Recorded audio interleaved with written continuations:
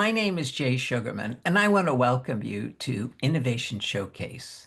The main purpose of this ongoing series is to inform viewers about exciting innovations and creative individuals across the fields of business, science, technology, education, and the arts. Today, via Zoom, we're fortunate to have as our guest Mary Lacy. Mary is a Belchertown-based mixed media artist whose work ranges from massive public murals to deeply personal portrait projects. Her latest initiative, The Artist Will See You Now, flips the script on the healthcare system. Instead of medical professionals asking patients where it hurts, Mary poses that question to the doctors, nurses, researchers, and other medical staff themselves, capturing their portraits in 15 minutes together with their personal reflections. During the program, we're learning why and how The Artist Will See You Now came about. We'll view and discuss some of Mary's recent artwork created in the Longwood Medical Area, and in the process come to both better understand and appreciate how she goes about creating her engaging portraits, as well as hear some of the healthcare workers' personal reflections. Let's start by meeting Mary and then finding out all about The Artist Will See You Now. Welcome, Mary. So delighted you're able to be here. Hi, Jay. Thank you so much for having me. And first of all, congratulations on such a creative undertaking. I'm eager to hear more and have you inform viewers. But before we jump right to that, I think it would be of interest if you'd share just a little bit more, perhaps, about your background, artistic, professional interests, please. Of course. I grew into my career in public art, mostly murals, very, centered on community engagement, and then had some, personal health interruptions that had me more focusing on the studio and, in my own space, which was an interesting leeway to this work. It was the first time I had a door to close and Mm. really went personal and inward with my art work, and led me to the medical community by way of what I was creating. Art has always been interconnected with my health. I never picked up a paintbrush until I became a patient back in the day, Mm. but I didn't ever go there with the art itself until I had that privacy. And so I did a lot of, anatomical artwork, bodily inquiry, and that had me meeting medical professionals outside of being a patient for the first time. I don't know many in my personal life. And that was just so eye-opening and, you know, was the direct inspiration for this project that we're going to talk about today. Yeah, could you share a little bit about that connection and how that led to The Artist Will See You Now and focusing on healthcare workers, please? Yeah. So my artwork, was so much about the body, and and the intersection of that physical and emotional space. That it was a very complicated journey for me. I had pretty severe nervous system injuries, so that's such a like specific beast in the way that it affects emotional behavior and symptoms. And so I really explored that and educated myself and treated myself through my artwork.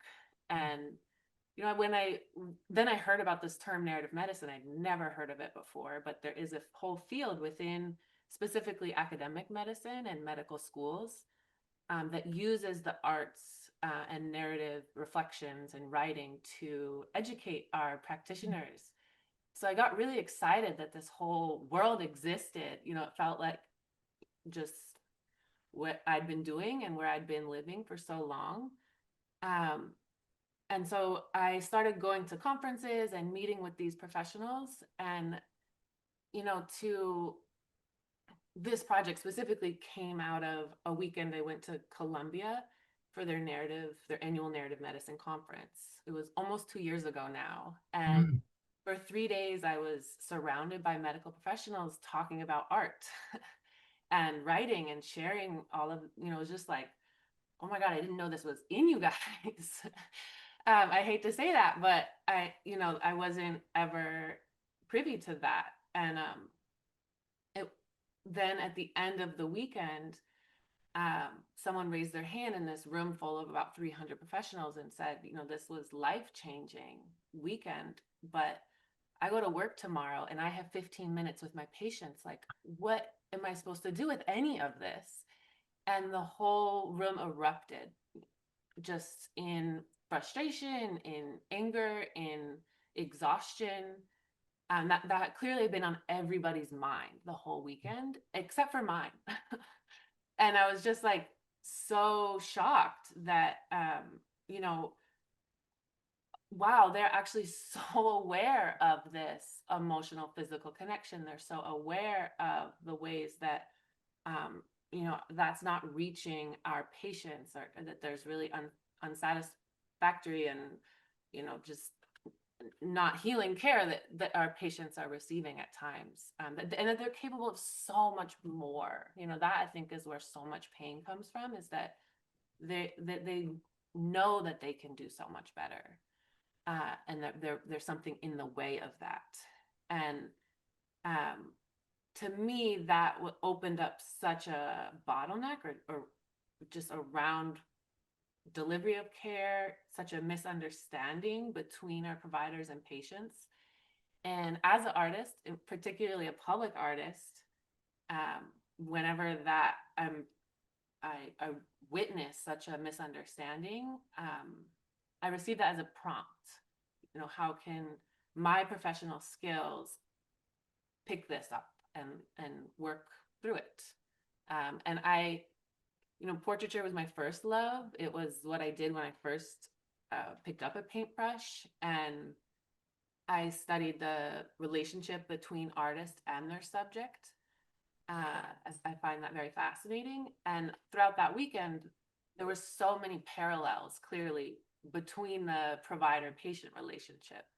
It's such an intimate place. It's, there's room, there's power dynamics at play. There's potential for healing, potential for harm.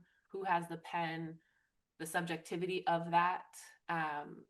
And so that parallel was very clear to me, and to communicate this issue of time by attempting this inconceivable schedule. I mean, so many artists and art institutions have been like, you're crazy for attempting this on my end, but how does that not apply to, it's not a life or death situation. So what our expectations are, it was a very digestible way of communicating the issue. How did your involvement in the Longwood Medical Area come about, and a little bit about the logistics, the setting that you were working in? Well, it is public space. There's this little sliver of a public park in the heart of Longwood. In Boston, performance art is, you don't need a permit for it. It's part of the Boston culture. So just, finding that logistically was important. Setting up right there in front of the hospitals allowed for access. We're talking about such busy individuals. Recruiting them to participate would never happen unless we came to them. And that story of this being a medical conversation. There are crazy artists in Times Square who do portraits all day, every day in 15 minutes. But to center this right on the hospital was really important. And can you share a little bit about the setup that you Yeah. put together here? Yeah, so this was one of the artistic decisions that I am most proud of with this project. I don't, it's not just the artist at the easel here, but it's the greater composition and decision making behind the whole thing. The curtains were a way of attracting attention, right? We want people to come up to this. We want it to be like a little out of place, and alluring, but at the same time, to protect that privacy a little bit between the provider and the patient in this scenario. I mean, the artist and the sitter. Um, and so the curtains was a way of doing that, both letting people in but keeping people out at the same time. And they are a reference to hospital curtains, and the theatrical red curtains at a play.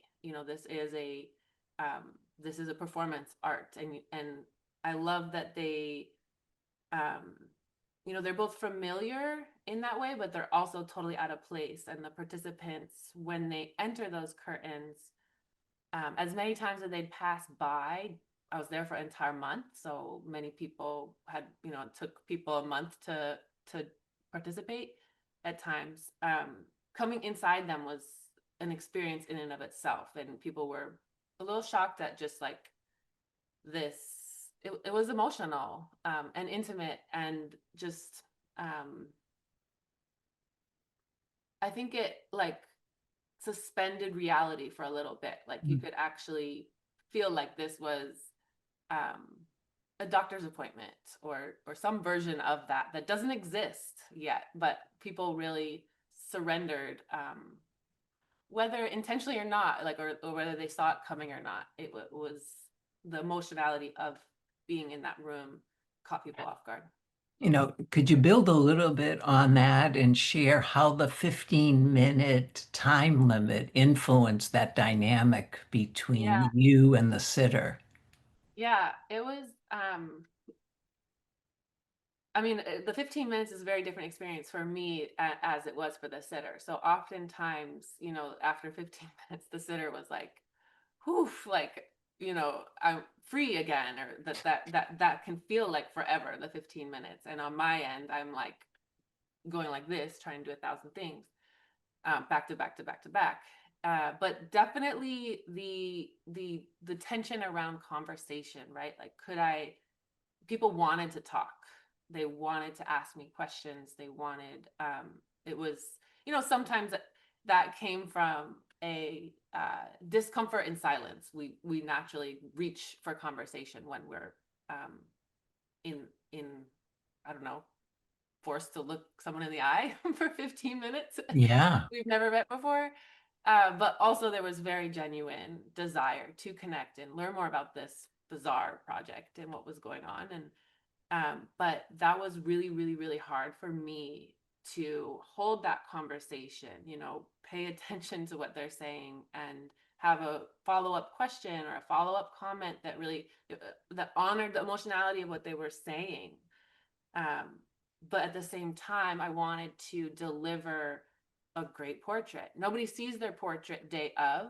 No, a Mm. patient doesn't see their results day of. But and to have an exhibit where everyone is shown together, the best way to see your portrait is with everyone else's, and to have to find yours within the mass. And I had people ask me, why aren't you intentionally leaving these portraits unfinished that would communicate the time?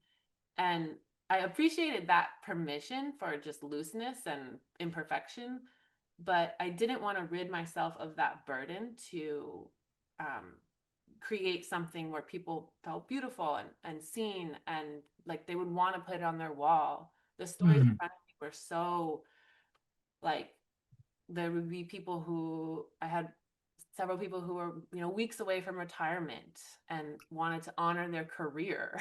Mm. I had a mother and daughter who both worked as nurses in the same hospital, one at the beginning of their career, one at the end of their career.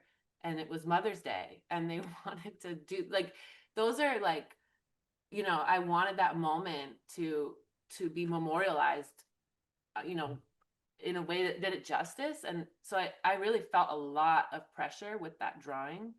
And so, um, what do I talk to someone now, or do I make them a portrait that they will love forever? Mm. And that tension is, it is just the experience of being a healthcare provider for sure under these time constraints. So that was really hard. I half of the second half of the month, I actually chose to shut down conversation as a variable in this experiment, and it definitely allowed me to focus on the portrait. And I actually don't think it took away from the sense of intimacy and connection. You know,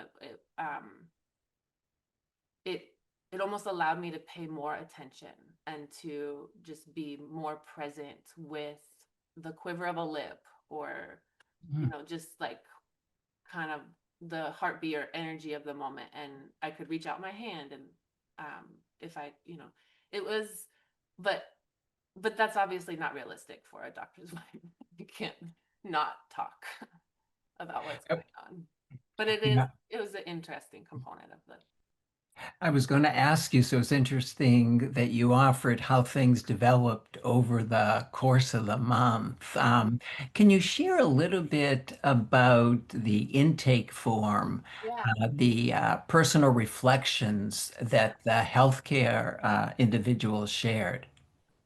So we had a intake person, Lori was her name, in Boston. She was a former social worker herself, so left because of burnout. So she had um, deep personal connection to what this project was um, addressing, and she had a beautiful, like, she understood the performance and the role, right? So that was really a character in this whole performance. And so she welcomed everyone with a clipboard and, a managerial kind of flow of the schedule. And the clipboard had a question: in your role in the healthcare system, where does it hurt?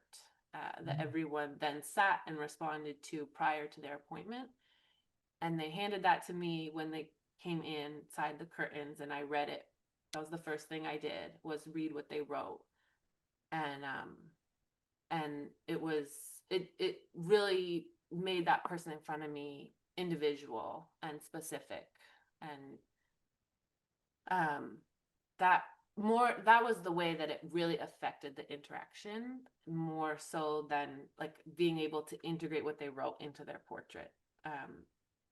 And the one, I didn't really foresee this, but I mean, we had 416 people participate, Wow, 500 including the week before in Los Angeles. And so it really became a research project. Like, for there's sure. a Yeah. prolific body of responses here that we can learn from, and draw conclusions and themes. And it has me, it's really inspired me to look at this from the get-go as a research project, and what other questions might we want to put out there. I mean, it's to have this level of engagement from people who are just boots on the ground in healthcare. We can source solutions from this too. We don't, I was really starting to crave the question: what do you need? How can we focus this Mm. on solutions as well? So in upcoming projects, I'm really excited about just the evolution of these questions that we could ask. Wonderful, wonderful. Well, I know you have a couple of those Yeah. reflections handy. Would you please share one or two with us? Yeah. Um, what hurts most is seeing parts of myself that made me choose medicine: empathy, creativity, patience, be stretched, become unrecognizable due to time and volume constraints, fatigue, or lack of compassion/appreciation. Another one. I'm not sure if hurt is the right word because it is often temporary, but I feel like I have a deep ache that's been there for some time now, so long that I can sometimes forget it's there.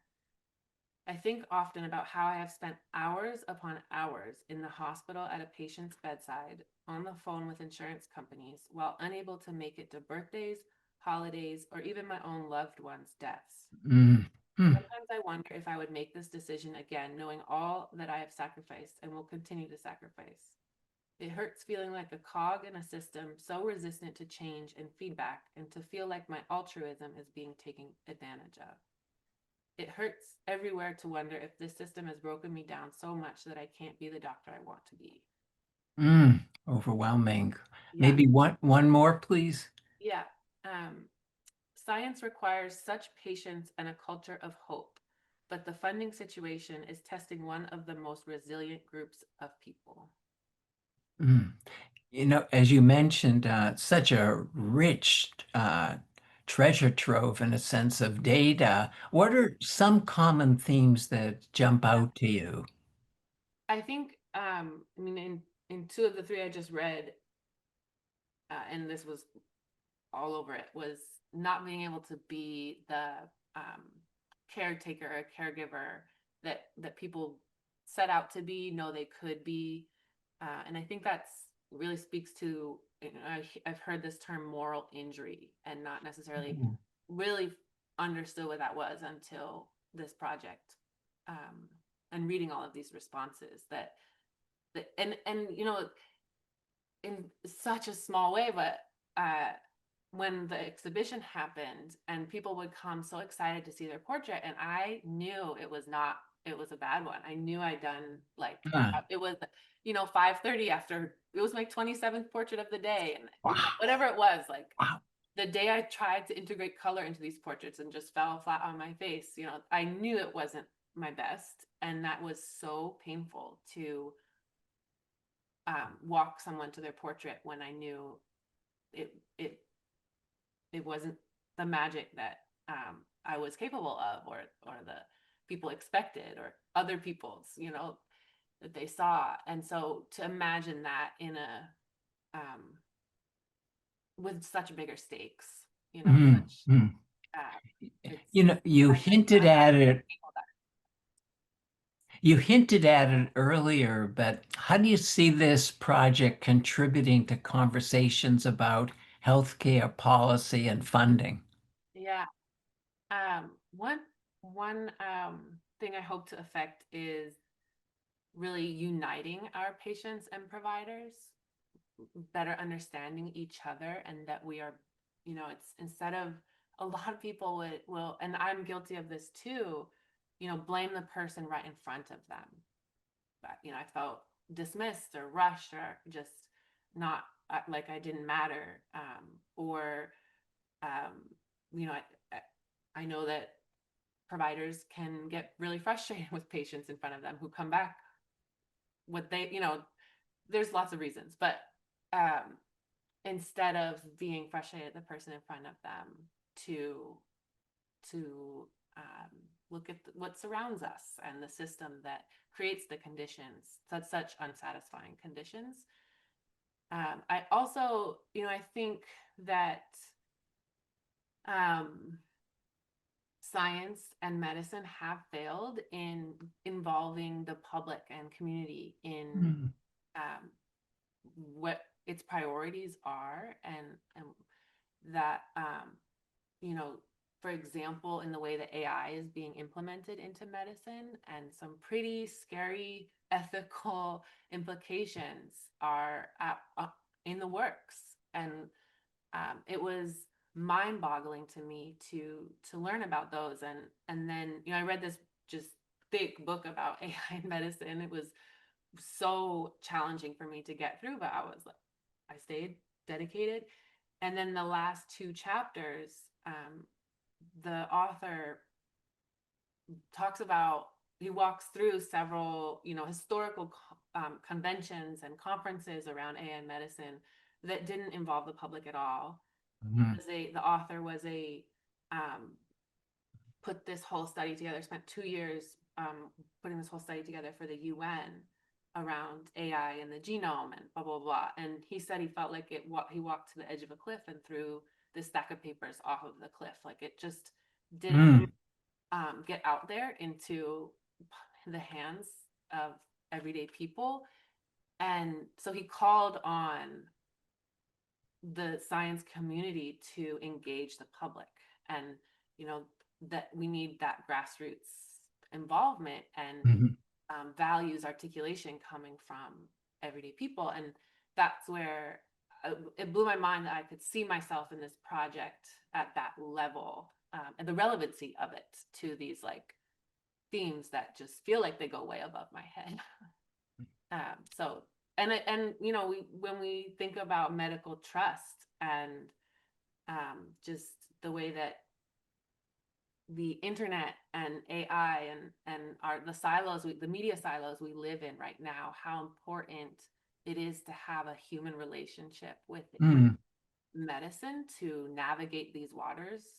You know, I think it's actually that doctor patient relationship is more and more and more important, and we're being our access to it is becoming less and less and less and less. I mean, I don't have a primary care doctor. No, that's a major issue as we read in the daily press more and more, Yeah. unfortunately. In closing, we have a couple of minutes. What has been the reaction of the sitters to their portraits? Yeah. Um, I mean, it spans all kinds of different reactions. There's been um, tears, there's been, you know, disappointment.